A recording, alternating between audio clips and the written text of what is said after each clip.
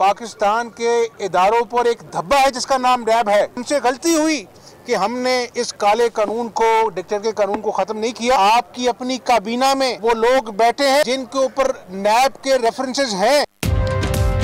उज़्ज़द पशेमा का पशेमा होना। मुस्लिम लीग नून के रहनुमा हमजा शहबाज ने नैब को काला कानून करार दे दिया। अपने दौर में नैब को खत्म न करने की गलती का भी एतराफ कर लिया। कहते हैं नैब हुकूमत का बगल बच्चा है। वफाकी काबीना में नैब ज़दा लोग बैठे हैं। जमहूरियत को हमने अगर मजबूत करना है और हमने इस मुल्क को 22 करोड़ अवाम की तवक्कुआत पर पूरा उतरना है और इस मुल्क को आगे लेके जाना है, तो फिर तामीरी सोच के साथ ही बात हो सकती है। बगैर सबूत बयानात देना जमहूरियत की खिदमत नहीं। इल्जाम तराशी को छोड़कर आगे की तरफ देखना होगा। ओपोजिशन लीडर शहबाज शरीफ का कौमी असेंबली में खिताब। बोले जमहूरियत को मजबूत करना है तो तामीरी सोच के साथ ही बात हो सकती है।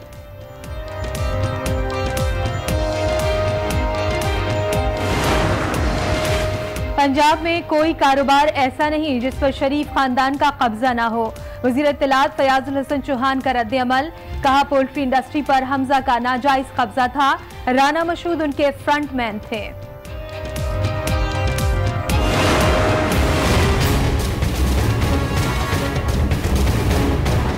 हम देख रहे हैं कि एक अंडर 14 टीम जो है वो खेल रही है। अब देखते हैं कि अंडर 14 क्या करती है क्या नहीं करती। मियां साहब की हुकूमत में भी इतराज था, उनमें भी किसी एग्रीमेंट के थ्रू आए थे, आप भी एक एग्रीमेंट के थ्रू आए। साबिक सदर आसिफ अली जरदारी ने फिर हुकूमत पर तनकीद के तीर बरसा दिए। बोले मुल्क में अंडर 14 टीम खेल रही है। धरना मुजाहिरीन से एनआरओ कर लिया, अब गरीबों को गिरफ्तार किया जा रहा है। नवाज शरीफ की तरह ये भी मुआहदे के तहत आए हैं। हम अपने पाकिस्तानियों के खिलाफ यूज ऑफ फोर्स का तस्वर भी नहीं कर सकते। ये शायद माजी का वतीरा हो। कुछ पॉलिटिकल वर्कर्स जो ऐवानों में तो ये कहते थे कि हम यूज ऑफ फोर्स ना करें, हम आपके साथ हैं, उनके वर्कर्स निकले और उन्होंने गिराव जलाव किया। जो रिट को चैलेंज करेगा, जो कानून को तोड़ेगा, नए पाकिस्तान में उनके खिलाफ एग्जेम्पलरी मेजर लिया जाएगा। नए पाकिस्तान में अवाम पर गोलियां और डंडे नहीं चलेंगे। शहरियार आफरीदी का सेनेट में खिताब। कहा रियासती रिट चैलेंज करने वालों को नहीं छोड़ेंगे।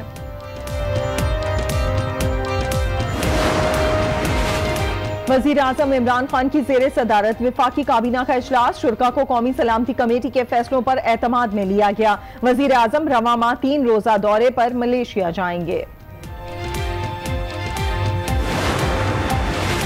पाकिस्तानी मईशत की मुश्किलात की वजह चीनी कर्जे नहीं। वजीर खजाना का चीनी टीवी को इंटरव्यू। कहा सबसे बड़ा मसला बचत की कम तरीन शरह है। तरक्याती कामों में सरमायाकारी के लिए रकम नहीं।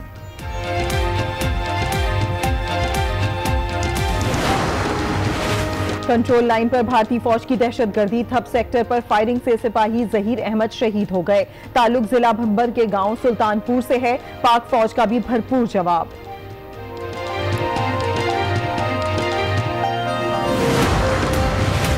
आसिया महफूज मकाम पर हुकूमत पाकिस्तान की तहवील में है। तर्जुमान दफ्तर खारिजा की वजाहत। कहा डॉक्टर आफिया की रिहाई से मुतालिक फैसला नहीं हुआ। अमरीका के कहने पर मुल्ला ब्रदर को छोड़ा गया।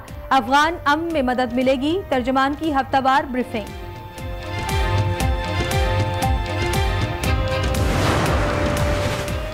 कालाबाग में भी शहरी के अकाउंट से लाखों रुपए चोरी हो गए। साबिक फौजी गुल मोहम्मद के 11.25 लाख रुपए गायब। फोन कॉल पर पिन कोड मांगा गया था। बैंक अमला ताउन नहीं कर रहा। गुल मोहम्मद की दुहाई।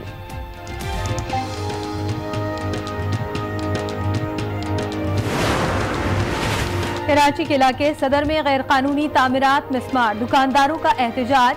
रोजगार छीनना नहीं चाहते मगर तजावुजात की इजाजत नहीं दी जाएगी। मेयर वसीम अख्तर की मीडिया से गुफ्तगू। घर में बच्चों को ग़िज़ाई किल्लत का सामना नहीं, मां के साथ मसाइल हैं। वज़ीर आला सिंध का अनोखा बयान। निगरान हुकूमत ने आरओ प्लांट्स के लिए फंड्स नहीं दिए। पानी लॉसेस की तहकीकात का मुतालिबा कर दिया। वादी नीलम में जीप खाई में जा गिरी। 3 तालिब इल्म जा बहक, 5 जख्मी हो गए। खैरपुर में ट्रक और मोटरसाइकिल में तसादुम, 3 अफराद की जान चली गई, 2 जख्मी। अस्सलाम वालेकुम। आज 6 बजे में आपको कहेंगे खुशामदीद। मैं हूँ शाइस्ता इकबाल और मैं हूँ सादिया ख्वास। बुलेटिन का आगाज करते हैं इस अहम खबर के साथ। आपको बताएं, मुस्लिम लीग नून के रहनुमा हमजा शहबाज ने नैब को काला कानून करार दे दिया है। बोले गलती हो गई, अपने दौर में नैब को खत्म नहीं किया, नैब के काले कानून का मुकाबला करेंगे। हमजा शहबाज ने हुकूमती जमात को भी आड़े हाथों लिया।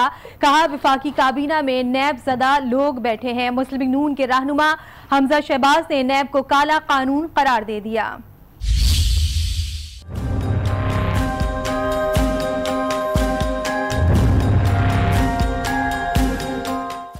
हमजा शहबाज का लीगी दौरे हुकूमत में बड़ी गलती करने का एतराफ। लाहौर में मीडिया से गुफ्तगू में नैब के काले कानून का मुकाबला करने का आज़म जाहिर किया। नैब एक काला कानून है और मैंने कहा है कि ये पाकिस्तान के इदारों पर एक धब्बा है जिसका नाम नैब है, और हमसे गलती हुई कि हमने इस काले कानून को, डिक्टेटर के कानून को ख़त्म नहीं किया, लेकिन अल्लाह के फजल करम से हम मुकाबला करेंगे। लीगी रहनुमा ने इल्जाम आयद किया कि वजीर आजम नैब के पीछे छुपे हुए हैं। नैब के पास शहबाज शरीफ के खिलाफ कोई सबूत नहीं। नैब के पीछे न्याजी छुपा हुआ है और नैब जो है वो न्याजी साहब का बगल बच्चा बना हुआ है। ये कितना दोहरा मयार है। लीडर ऑफ द ऑपोजिशन जिसने इस मुल्क की, सूबे की खिदमत की है, उसको बुलाया जाता है साफ पानी में और गिरफ्तार कर लिया जाता है आशियाना में। कोई एक पाई की करप्शन साबित हुई? नहीं जी, अभी नहीं हुई, हम इन्वेस्टिगेशन कर रहे हैं। हमजा शहबाज का कहना था कि झूठ और यू टर्न की सियासत ज्यादा दिन नहीं चल सकती। शरीफ फैमिली और लीगी रहनुमा मुसलसल नैब पर उंगलियां उठा रहे हैं, जबकि नैब लीगी रहनुमा और शरीफ खानदान के खिलाफ एक्शन में है। नैब के रडार में कौन कौन है, देखते हैं इस रिपोर्ट में। कायद और साबिक वजीर आजम नवाज शरीफ, साहबजादी मरियम नवाज और दामाद कैप्टन सफदर को एहतिसाब अदालत से सजा भी मिली। शहबाज शरीफ को साफ पानी स्कैंडल का सामना है। उन्हें आशियाना इकबाल हाउसिंग स्कैंडल में जेल भी जाना पड़ा। आशियाना इकबाल केस में ख्वाजा बिरादरान साद रफीक और सलमान रफीक भी पेशियां भुगत रहे हैं, जबकि हमजा शहबाज को भी आमदन से जायद असासे बनाने के इल्जाम की तहकीकात का सामना है। नवाज शरीफ के समधी साहबदार गैर कानूनी असासाजात केस में मफरूर हैं और उनकी जायदाद भी नीलामी के दहाने पर है। इसी मामले पर बात करेंगे। लाहौर के ब्यूरो चीफ अनवार हाशमी इस वक्त हमारे साथ मौजूद हैं। अनवार साहब, ये पूरी सूरत हाल आपने देखी, हमजा शहबाज की जानिब से जो आज बयान दिया गया वो भी आपने सुना। नैब को क्या काला कानून करार देना दुरुस्त है? देखिए, यकीनन इस तनाजुर में तो हमजा शहबाज का ये बयान इंतहाई कमज़ोर बयान है और उनकी अपनी सारी सूरत हाल को मशकूक बनाता है, क्योंकि एक लंबा दौर गुजरा है कि अगर 1999 में ये आर्डीनेंस पास किया गया है तो फिर आसिफ अली जरदारी के दौर में इसको मॉडिफाई भी किया गया है और उसके बाद गुज़श्ता 5 साल में भी पूरा मौका था, तो बज़ाहिर ये लगता था कि शायद ये कानून जो है उनको भी सूट करता है कि जहाँ पे सियासी तौर पे किसी को दबाने की ज़रूरत पेश आएगी तो ये कानून उन्हें सूट करेगा, इसलिए वो इंतज़ार करते रहे और इसमें तब्दीली नहीं की। लेकिन इसके बावजूद जब आखिरी दौर इनका आया तो उसमें जब चेयरमैन नैब की तैनाती का मौका आया तो फिर उसमें अपोजिशन लीडर खुर्शीद शाह और नवाज शरीफ ने जो है वो दोबारा इत्तफाक राय से एक चेयरमैन नैब तैनात किया, तो उस वक्त भी वो मुतमईन नज़र आते थे। अब यकीनन जिस तरह उनका ख़ानदान दोनों का, शहबाज शरीफ और उसके दोनों बेटे और दामाद के दोस्त जो है वो नैब की जद में हैं, इसी तरह नवाज शरीफ और उनके बेटे और बेटी जो है वो ज़ाहिर है नैब के उस केसेस की जद में आए हुए हैं। तो इन हालात में जो उन्होंने एक परेशान कुन बयान दिया है वो यकीनन सियासी तौर पर भी कमज़ोर है कि हमसे गलती हुई है कि हम काले कवानीन तब्दील नहीं कर सके। बुनियादी तौर पर वही इशू आता है जो नवाज शरीफ की फैमिली को फेस करना पड़ रहा है कि जो जितना अरसा वो हुक्मरानी में रहे हैं वो उस तरह से चीज़ों को उन्होंने बहुत ही सीरियस नहीं लिया कि कब किस चीज़ का हिसाब देना पड़ जाए। मैं कोई ये फतवा नहीं देने जा रहा कि इनकी करप्शन डिक्लेयर है, लेकिन मौजूदा दौर में थोड़ा सा मुख्तलिफ है सूरत हाल। जैसे इनके दौर में सैफुर रहमान का एहतसाब कमीशन था तो वो तो बिल्कुल ही यकतरफा था, क्योंकि पार्टी का एक बाकायदा खानदान का करीबी दोस्त और पार्टी के बंदे को चेयरमैन लगा दिया गया था, तो उस वक्त उंगलियां उठाई जा सकती थी। लेकिन अब सूरत हाल उससे यकीनन मुख्तलिफ है।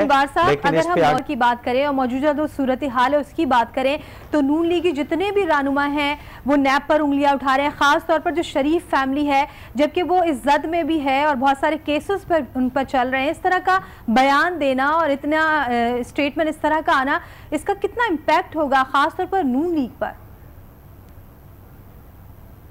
देखो, इम्पैक्ट तो जितना होना था वो हो रहा है और नैब मजीद बताता जा रहा है कि अभी एक इसी महीने के एंड पे शहबाज शरीफ के खिलाफ जो है वो बाकायदा रेफरेंस भी कायम हो जाएगा। वो नैब का ये कहना है कि जब शहबाज शरीफ से उनकी जायदाद और असासों के बारे में पूछा जाता है तो वो बताते हैं कि बेटों का नाम है, तो एक बेटे ने जो है वो जमानत करा रखी है, दूसरा बेटा नैब को कुछ बयान दे के जिससे इन्हें कुछ मालूमात मिली हैं तो वो बैरून मुल्क चले गए हैं।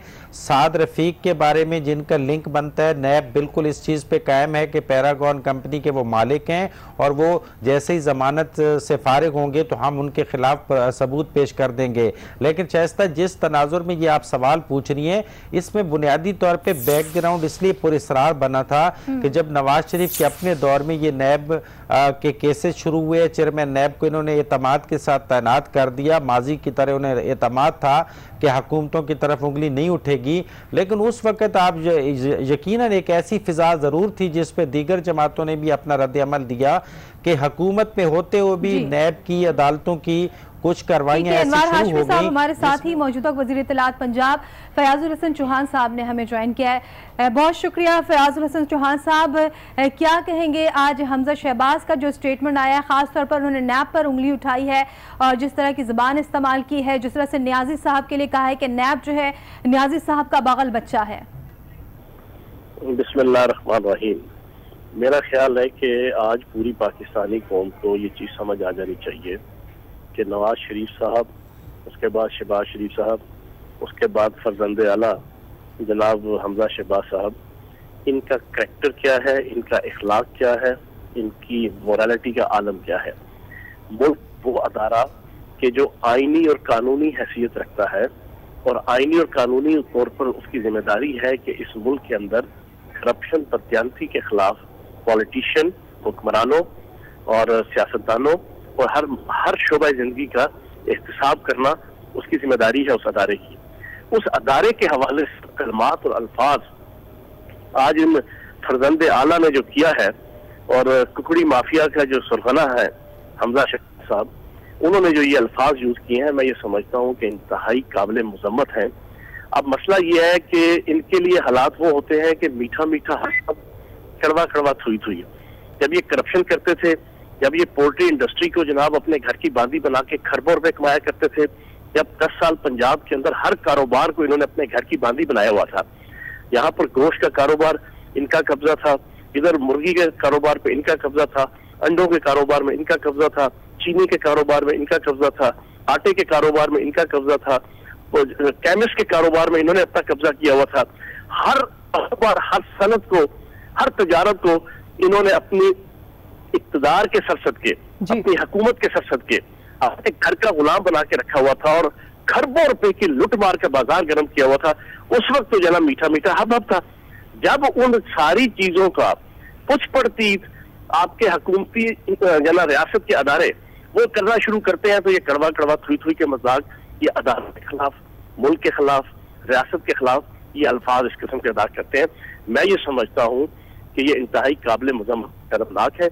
इनको डूब मर जाना चाहिए कि इनके ये अल्फाज इनके करैक्टर को और इनके खिलाफ कुछ जाना वो जाहिर करते हैं। अच्छा फयाज साहब, ये भी जानना चाहेंगे, हम परफॉर्मेंस की बात कर रहे हैं, नैब की परफॉर्मेंस की, खास तौर पर अगर देखा जाए तो अपोजिशन की जानिब से यही आवाजें उठ रही हैं कि अपोजिशन के वुज़रा के ऊपर तो फौरी तौर पर एक्शन लिया जा रहा है नैब की जानिब से, लेकिन वो वुज़रा जो कि वफाकी हुकूमत में शामिल हैं उनके खिलाफ किसी किस्म की कोई कार्रवाई होती नजर नहीं आ रही। आप मुझे ये चीज बताएं कि बाबर अवान साहब के खिलाफ रेफरेंस है, अलीम खान साहब के खिलाफ भी जनाब सारी कार्रवाई को कर रहे हैं, इसी तरीके से आसफ अली जरदारी साहब के खिलाफ भी हो रहा है, MQM के कुछ लोगों के खिलाफ भी हो रहा है, PT हर सियासी जमात के कायदीन के जिनके ऊपर इल्जाम है, परवेज खटक साहब के हवाले से भी उन्होंने कार्रवाई का आगाज किया हुआ है। कोई आपने एक फिक्रा परवेज खटक साहब के मुंह से, अलीम खान साहब के मुंह से या बाबर अवान साहब के मुंह से कि नैब को एज अ अदारा उन्होंने क्रिटिसाइज किया हो, नैब को एज अ इंस्टीट्यूशन उन्होंने विलिफाई किया हो या उनको कोई गाली गलौज की हो? ये इन्हीं का वतीरा है। सुप्रीम कोर्ट इनके खिलाफ बात करती है तो ये अपने हवारियों के जरिए से ख्वाजा साद रफीक से लेकर तलाल चौधरी, दानियाल चौधरी, नौनिहाल हाशमी और इसके खलीफ अब्बासी की तरह के लोगों को सुप्रीम कोर्ट के हयाते में खड़े होकर उनको जनाब हदायत करते हैं कि सुप्रीम कोर्ट के जजेस के खिलाफ और सुप्रीम कोर्ट के खिलाफ और वो बोलते रहे। लेकिन इसी तरीके से एक जानिब अपोजिशन लीडर जो है वो कौमी असम्बली में कहते हैं जमहूरियत की बात करते हैं और गैर पार्लिमानी जबान इस्तेमाल ना करने की बात करते हैं, और दूसरी जानिब हम देखते हैं कि नैब को काला कानून कहा जाता है हमजा शहबाज की जानिब से।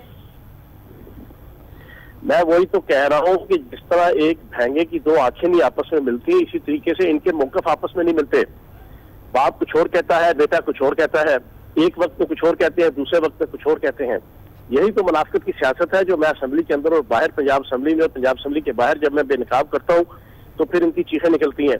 आज भी मैंने यही चीज असेंबली के फ्लोर पर भी कही कि ये किस मुंह के साथ दयानतदारी की बातें करते हैं कि इनके वुज़रा, इनके फ्रंटमैन, इनके सारे के सारे हवारी और ये खुद ये सर से लेके पांव तक करप्शन और बदयांती के जनाब इन्वॉल्व रहे और मुल्क को और सूबे को इन्होंने अरबों रुपए है, कई 100 अरब रुपए का जनाब इन्होंने टीका और चूना लगाया है। तो इनके मुंह से ये जेब देता है अदारों को गालियां दे, अदारों को बुरा भला करे। अब अदारे इंतहाई दयानतदारी के साथ इनका एहतसाब करें तो वो बुरा है, इनकी हाँ में हाँ मिला तो वो ठीक है। तो फयाज साहब पहले भी तो नैब ये कार्रवाइयां करता रहा है, उस दौरे हुकूमत में भी, जब नून लीग के दौरे हुकूमत में ये सारी कार्रवाइयां होती रही हैं। अब जब हमजा शहबाज को भी जो है वो उनसे भी तहकीकात की जा रही है, उन पर भी इल्जामात है, तो क्या लगता है आपको इसी वजह से इस तरह के स्टेटमेंट्स दिए जा रहे हैं? देखिए, नून लीग के दौर में तो इन्होंने वो चौधरी कमर जमान अपना जाती मुलाजिम जो है ना वो रखा हुआ था नैब के चेयरमैन की हैसियत से, और उसने सारे मामलात को जिन पर जो है वो मिट्टी डाली हुई थी। अब जब जस्टिस जावेद इकबाल साहब आए हैं, इन्होंने थोड़ा सा इखलाकियात से मजबूर होकर, अपनी जिम्मेदारियों से मजबूर होकर मुल्क और कौम की खातिर जब उन्होंने कुछ काम करना शुरू किया है तो इनकी चीखें निकलना शुरू हो गई हैं। ठीक है ना? तो मैं ये समझता हूँ कि हमारी हुकूमत की छतरी तले, इमरान खान साहब की हुकूमत की छतरी तले किसी सरकारी अदारे को, जो इन्वेस्टिगेटिव अदारा हो या वो करप्शन के खिलाफ जिसकी जिम्मेदारी हो उसको प्रोब करना, उसके रास्ते में कोई रुकावट इंशाल्लाह नहीं खड़ी की जाएगी, चाहे वो हमारे अपनी पार्टी के बंदों के हवाले से वो इन्वेस्टिगेशन हो रही हो या किसी दूसरी पार्टी के हवाले से हो रही हो। ठीक, वज़ीर इत्तलात फयाजुल हसन चौहान हमारे साथ मौजूद है। सर, बहुत शुक्रिया आपके वक्त का। पीपल्स पार्टी के रहनुमा सईद गनी ने भी हमें ज्वाइन किया है। सईद गनी साहब, आपके वक्त के लिए भी बहुत शुक्रिया। आपको बताना चाहेंगे कि हमजा शहबाज की जानिब से आज ये स्टेटमेंट दी गई है कि डिक्टेटर के काले कानून को खत्म कर देना चाहिए था। काला कानून उन्होंने नैब को कहा है। वो कहते हैं हमारी गलती है कि अपनी हुकूमत में हमने इसे खत्म नहीं किया। किस तरह देखते हैं आप इस स्टेटमेंट को? देखिए, ये तो अब वो गलतियां हैं और उनका एहसास वो उस वक्त कर रहे हैं जब उनको अब इसका कोई फायदा नहीं होता, और इंसान जब गलतियां करता है तो उसकी सजा भी भुगतता है, और मैं समझता हूँ कि PMLN उसकी सजा से भुगत रही है। तो आपको याद होगा कि ये असल में जनरल मुशर्रफ ने तो जो कानून बनाया वो तो 1999 की बात है, लेकिन उससे पहले नवाज शरीफ साहब ने खुद एक एहतसाब कमीशन बनाया था और उसका सरबराह सैफुर रहमान को लगाया था, और उसका मकसद भी ये था कि पीपल्स पार्टी की क़यादत के खिलाफ मुकदमा बनाए, उन्हें तंग करें। और ये भी फिर दुनिया ने देखा कि सैफुर रहमान ने कई लोगों के सामने आसिफ अली जरदारी साहब से माफी भी मांगी और इस बात का एहसास किया कि उनके खिलाफ झूठे मुसलमान बनाए गए थे। जब जनरल मुशर्रफ ने ये कानून बनाया तो उसके फौरन बाद 2002 के इंतखाबात हुए और इस कानून को इस्तेमाल किया गया उस वक्त पीपल्स पार्टी बनाने के लिए, और पीपल्स पार्टी के लोग जो है वो तोड़े गए जिनके ऊपर मुकदमा बनाए गए थे। तो आगाज से ये कानून मिसयूज होता रहा है, ये इदारा मिसयूज होता रहा है। पीपल्स पार्टी ने 2008 में जब हुकूमत संभाली तो हमारे जो प्राइम मिनिस्टर थे उन्होंने उस वक्त भी ऐलान किया था कि हम नैब के कानून को खत्म करके एहतसाब का कोई बेहतर कानून बनाएंगे, लेकिन बदकिस्मती से उस वक्त PMLN ने हमारी मुखालफत की, और बल्कि शायद मीडिया के भी कई लोग हमारे पीछे पड़ गए, अदालतें भी हमारे पीछे पड़ गई और वो कानून हमें दुरुस्त करने का मौका नहीं मिल सका। फिर जब PMLN हुकूमत में आई तब भी पीपल्स पार्टी ने कोशिश की कि अब वो खुद हुकूमत में है तो उनके साथ बैठ के एहतसाब को बेहतर कानून बनाया जाए। उन्होंने नहीं मानी हमारी बात, और आज मैं समझता हूँ कि जो ये कह रहे हैं इस बात को ये तस्लीम कर रहे हैं कि पीपल्स पार्टी का जो मौक़िफ़ था वो दुरुस्त था। बल्कि एक और चीज है जिसका इज़हार ये बार बार करते रहते हैं, वो आर्टिकल 62-63 में अमेंडमेंट है। वो भी हमने कहा था कि अमेंडमेंट कर ली जाए, लेकिन इनका ख्याल था कि शायद वो पीपल्स पार्टी के लिए ही बने हैं और पीपल्स पार्टी उसकी जद में आएगी। लेकिन ये भी आपने देखा कि आर्टिकल 62-63 को तब्दील ना करके मियां नवाज शरीफ साहब और दीगर कई लोगों को उसी आर्टिकल के जरिए जो है ना वो जाहिर करा दिया गया है। तो PMLN अब अगर जब इख्तियार उनके पास नहीं है, गलती का एहसास कर रही है, तो इसका कोई फायदा नहीं है। इनको जब करनी चाहिए थी तब्दीलियां, जब हमारी बात समझनी चाहिए तो उस वक्त उन्होंने हमारी बात नहीं करती। अच्छा सईद गनी साहब, आपने भी वही बात की कि नैब का जो ये कानून है इसे खत्म कर देना चाहिए था, लेकिन जरूरत तो इस बात की है नैब का इदारा भले कायम रहे लेकिन वो न्यूट्रल रह के कार्रवाइयां करे, इस तरीके से नहीं कि वो किसी के भी हाथों खेल जाए। देखिए, नैब का जो इदारा है वो एक कानून के नीचे काम करता है। बिल्कुल। आपका नैब का जो